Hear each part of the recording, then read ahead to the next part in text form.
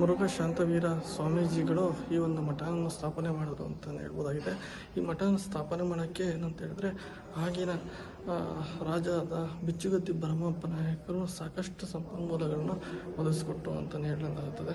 ಹಾಗೆ ಏನಂತ ಹೇಳಿದ್ರೆ ಈ ಒಂದು ಶಾಂತವೀರ ಸ್ವಾಮೀಜಿಗಳು ಒಂದು ಸತಿ ಲೋಕ ಸಂಚಾರ ಮಾಡಬೇಕಾದ್ರೆ ಬಿಚ್ಚುಗತ್ತಿ ಭರಮಪ್ಪ ನಾಯಕನನ್ನು ಗಮನಿಸ್ತಾ ಇರ್ತಾರೆ. ಗಮನಿಸಿದಂಥ ಸಂದರ್ಭದಲ್ಲಿ ಅವ್ರಿಗೆ ಹೇಳ್ತಾರೆ, ನೀನು ಮುಂದೊಂದು ದಿನ ಒಳ್ಳೆಯ ಒಂದು ಸ್ಥಾನಕ್ಕೆ ಹೋಗ್ತೀಯ ಅಂತೇಳಿ ತಿಳಿಸ್ಕೊಡ್ತಾ ಹೋಗ್ತಾರೆ.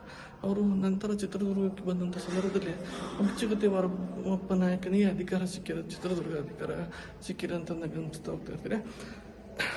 ನಂತರ ದಿನಗಳಲ್ಲಿ ಶಾಂತವೀರ ಸ್ವಾಮೀಜಿಗಳು ಚಿತ್ರದುರ್ಗದಲ್ಲಿ ಏನಂತ ಹೇಳಿದ್ರೆ ಒಬ್ಬ ರಾಜಗುರುಗಳಾಗಿ ಅವರು ಇಲ್ಲೇ ಉಳ್ಕೋಣ ಅಂತ ಗಮನಿಸ್ತಾ ಹೋಗ್ತಾ ಇರ್ತಾರೆ.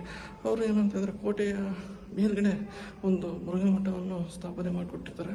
ಹಾಗೂ ನಂತರ ದಿನಗಳಲ್ಲಿ ಮುರುಘಾ ಶ್ರೀಗಳಿಗೆ ಒಂದು ರಕ್ಷಣೆಯ ಕಾರ್ಯದಲ್ಲಿ ಇರೋವಂಥದ್ದು ಹಾಗೂ ಅವರ ಒಂದು ಆಧ್ಯಾತ್ಮಿಕ ತತ್ವಗಳಿಗೆ ವಿರೋಧವೇ ಇದೆ ಅಂತ ಭಾವನೆಯಲ್ಲಿ ಅವರು ಒಂದು ಕೋಟೆಯ ಹೊರಭಾಗದಲ್ಲಿ ಒಂದು ಮಠವನ್ನು ಸ್ಥಾಪನೆ ಮಾಡಬೇಕು ಅಂತೇಳಿ ಅವರೊಂದು ಇಚ್ಛೆಯಾಗಿರುತ್ತೆ.